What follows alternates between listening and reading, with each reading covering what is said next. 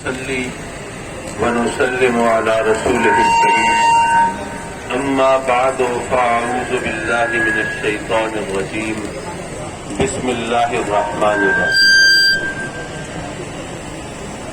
قرآن مجید کی عظمت و شان کی حفاظت کے لیے اور اپنی طرف سے ہر قسم کی قربانی اور ایثار کے اظہار کے لیے اور رب کی بارگاہ میں یہ عرض کرنے کے لیے کہ مولا تیرا کرم ہے، تو نے ہمیں شرف انسانیت بخشا اور پھر تو نے ہمیں ایمان کی دولت سے نوازا اور مزید یہ کہ اپنے محبوب علیہ الصلوۃ والسلام کی امت میں تو نے ہمیں پیدا کیا.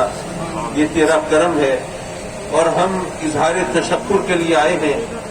اور یہ بات ذہن میں رکھیے کہ اس وقت ساری دنیا میں اگر کسی اور مذہب کے ماننے والوں کے لیے کوئی آزمائش نہیں، کسی اور مذہب کے مقدس ہستیوں کے بارے میں کوئی اختلاف نہیں، ان پر کوئی توہین نہیں، ان کے مقدس مقامات یا ان کی مقدس چیزوں کے لیے لوگوں کی طرف سے، دنیا کی طاقتوں کی طرف سے کوئی منفی انداز نہیں. یہ صرف مسلمانوں کے لیے اور اسلام کے لیے ہے. تو اس کی وجہ کیا ہے؟ اس کی وجہ یہ ہے کہ یہ دنیا اسلام سے خوف زدہ ہے. اسلام کے خلاف پروپیگنڈا کرنے کے باوجود، اسلام کو تخریب کاری اور دہشت گردی کا مذہب قرار دینے کے باوجود، اسلام کو تنگ نظری اور متعصبی کا شکار قرار دینے کے باوجود وہ دنیا دیکھ رہی ہے کہ دنیا میں سب سے زیادہ تیزی سے پھیلنے والا مذہب اسلام ہے. خود ہیلری کلنٹن نے کہا تھا کہ اسلام از دا فاسٹسٹ گروئنگ ریلیجن ان امریکہ. اور آج صرف امریکہ کی بات نہیں، آج ساری دنیا کی بات ہے کہ اسلام کی صداقت اور سچائی یہ منہ بولتا ثبوت ہے. اب ایسے میں آپ نے کبھی سوچا کہ چلیے باقی مذہبوں کو چھوڑ دیجئے، لیکن ہندو مذہب جس میں جانوروں کی پوجا کی جاتی ہے، جس میں بندر بھی ان کا دیوتا ہے، جہاں ہاتھی اگنیش دیوتا ہے، جہاں پر سانپ ان کا ناگ دیوتا ہے، جہاں وہاں پر 35 لاکھ دیوی دیوتاؤں کی پوجا ہوتی ہے، ان کا کوئی مذاق نہیں اڑاتا. لیکن اسلام جہاں پر توحید کا علم ہے، جہاں پر لوگ اس قسم کی صورتحال پیدا کرتے ہیں، اب ہم دیکھتے ہیں کہ اسلام کے خلاف ساری دنیا اکٹھی ہو رہی ہے. برما میں جو بدھ مت کے ماننے والے ہیں، جن کا مذہب ہے اہنسا کا، عدم تشدد کا، جو کہتے ہیں کہ ہم گوشت نہیں کھاتے صرف اس لیے کہ اپنا پیٹ بھرنے کے لیے کسی جانور کی جان لینا یہ ہمارے لیے جائز نہیں، جو جانوروں کی جان لینا جائز نہیں سمجھتے، وہاں پر مسلمانوں کی جس طرح جان لی گئی اور جس طرح قتل و غارت گری کا بازار گرم کیا گیا، یہ تاریخ کا تاریخ بات ہے. میں بتانا یہ چاہتا تھا کہ جب آقا کریم صلی اللہ علیہ وسلم نے ایک وقت فرمایا تھا کہ یہ دنیا، یہ کفر جو ہے ایک ملت واحدہ ہے، تو ممکن ہے اس وقت لوگ ہنسے ہوں کہ دیکھو یہ مٹھی بھر جماعت ہے، مدینے کی چھوٹی سی ریاست ہے، یہ کہتے ہیں کہ کفر ایک طرف ہے، اسلام ایک طرف ہے، ساری دنیا ایک طرف ہے اور مسلمان ایک طرف ہے. ان کو اپنا کتنا غرور ہے اور کتنی غلط فہمی ہے. ممکن ہے لوگوں نے اس وقت مذاق اڑایا ہو، لیکن آج میرے آقا کریم صلی اللہ علیہ وسلم کا فرمان اپنی پوری صداقت کے ساتھ نکھر کر سامنے آیا ہے کہ ساری دنیا ایک طرف ہے، اسلام ایک طرف ہے. لیکن ہمارے لیے غور و فکر کا مقام یہ ہے کہ یارو یہ ہندو تمہیں ختم کرنے کے لیے وہ سربکف ہے، یہ بدھ مت کے ماننے والے تمہیں مارنے کے لیے وہ ہتھیار لیے پھر رہے ہیں، وہ یہودی تمہیں ختم کرنے کے لیے وہ ہر قسم کی سازشیں تیار کر رہے ہیں. اور جہاں تک نصرانیوں کا تعلق ہے تو صلیبی جنگوں کا تسلسل تمہارے سامنے ہے. تو تمہیں ساری دنیا تمہیں ختم کرنے کے لیے اکٹھی ہو رہی ہے. تو اے مسلمانوں، کیا تم اپنی جان بچانے کے لیے اکٹھے نہیں ہو سکتے؟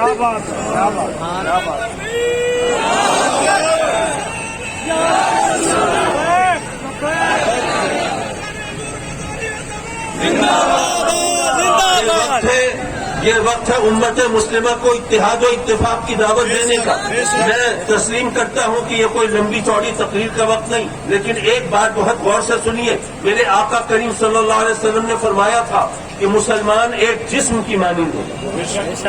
اچھا اللہ کے فرامین ہو یا میرے آقا کریم کے، اس میں تو مفہوم و معنی کے سمندر معزل ہوتے ہیں نا. اس میں ایک مفہوم تو آقا کریم نے خود متعین کر دیا، فرمایا مسلمان ایک جسم کی مانند ہے. جس طرح جسم کے ایک حصے کو تکلیف ہو، سارا جسم اس تکلیف میں شریک ہوتا ہے. چوٹ انگلی کو لگے، آنسو آنکھوں سے بہتے ہیں. چوٹ انگلی کو لگے، سسکیاں ہچکیاں تو ہمارے منہ سے ہونٹوں سے ادا ہوتی ہیں. چوٹ انگلی کو لگے لیکن تکلیف سے ہم ایڑیاں رگڑتے ہیں. تو اس طرح مسلمان ایک جسم کی مانند ہے. ایک مسلمان کو تکلیف پہنچے، سارا عالم اسلام اس تکلیف میں شریک ہونا چاہیے. لیکن اس کا ایک اور مطلب بھی ہے. آپ نے اگر کوئی کام کرنا ہو تو ظاہر ہے سارے جسم کو یکجہتی کا مظاہرہ کرنا پڑتا ہے. ایک قلم ہاتھ میں ہو، دوسرے ہاتھ میں کاغذ ہو، آنکھوں سے دیکھیں گے، ذہن سے سوچیں گے، آپ کی ٹانگیں آپ کو پرسکون بیٹھنے پر آمادہ کریں گی، تبھی آپ لکھ سکیں گے. تو کوئی بھی کام تبھی کر سکتے ہیں جب جسم یکجہتی کا مظاہرہ کرے، وہ اکٹھا ہو. میرے آقا کریم نے فرمایا مسلمان ایک جسم کی مانند ہے. یاد رکھو جب بھی تم کوئی بڑا کام کرنا چاہو گے تو تمہیں ایک جسم کی طرح متحد ہونا پڑے گا. اور اس حدیث کا ایک اور مطلب بھی نکلتا ہے، یارو مسلمان ایک جسم کی مانند ہے. ذرا سوچو کیا یہ ممکن ہے کوئی شخص میرے اس ہاتھ کا دوست ہو اور اس ہاتھ کا دشمن ہو؟ کیا یہ ممکن ہے کوئی میرے سر کا دوست ہو اور سینے کا دشمن ہو؟ نہیں. جسم ایک اکائی ہے، یا کوئی دوست ہوگا یا کوئی دشمن ہوگا. بس دوست اور دشمن کو پہچاننے کی ضرورت ہے. میرے آقا کریم نے بھی فرمایا مسلمان ایک جسم کی مانند ہے. اے مسلمانوں اگر تم جسم کی طرح متحد ہوگے تو تمہارا دشمن بھی ہے، تمہارا دوست بھی ہے.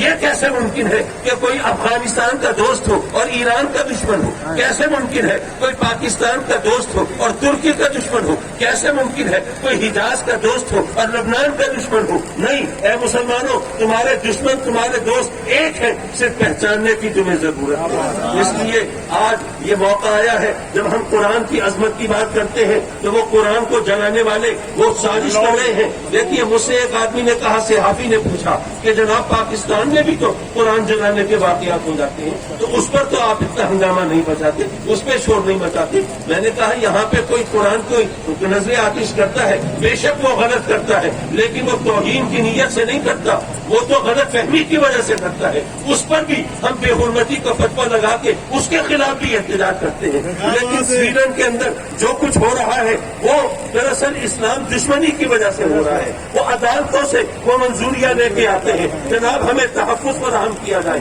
ہم قرآن کو نظر آتش کرنا چاہتے ہیں، اس کو تحفظ دیا جاتا ہے. تو اس کا مطلب یہ ہوا کہ وہ دنیا کے امن کو تباہ کرنا چاہتے ہیں اور پاکستان مسلمانوں پر وہ دہشت گردی کا لیبل لگانا چاہتے ہیں. اب یہ ہمارا کام ہے، یہ جم غفیر ہے، لیکن انہوں نے ہاتھوں میں پتھر نہیں اٹھائے ہوئے، انہوں نے ہتھیار نہیں اٹھائے ہوئے، یہ گولیاں نہیں برساتے، یہ خون کی زبان میں بات نہیں کرتے، یہ محبت کے دعوے دار ہیں. یہ کہتے ہیں ہمارا ساری دنیا کے لیے پیغام محبت ہے. تو پھر ہمارے طرف تم نفرتوں کی بوچھاڑ کیوں کرتے ہو؟ یہ عظیم ہمیں یہ پیغام دینا ہے کہ ہم ان تخریب کاروں اور دہشت گردوں کو بتا دینا چاہتے ہیں کہ جو اسلام ہے وہ بے شک امن و سلامتی کا مذہب ہے، لیکن امن و سلامتی کا مطلب یہ نہیں ہے کہ آدمی بزدل ہو جائے. اس کا مطلب یہ نہیں ہے کہ وہ ہر محاذ پر وہ شکست تسلیم کر لے. نہیں، ہم سر کٹانا بھی جانتے ہیں اور سر کاٹنا بھی جانتے ہیں.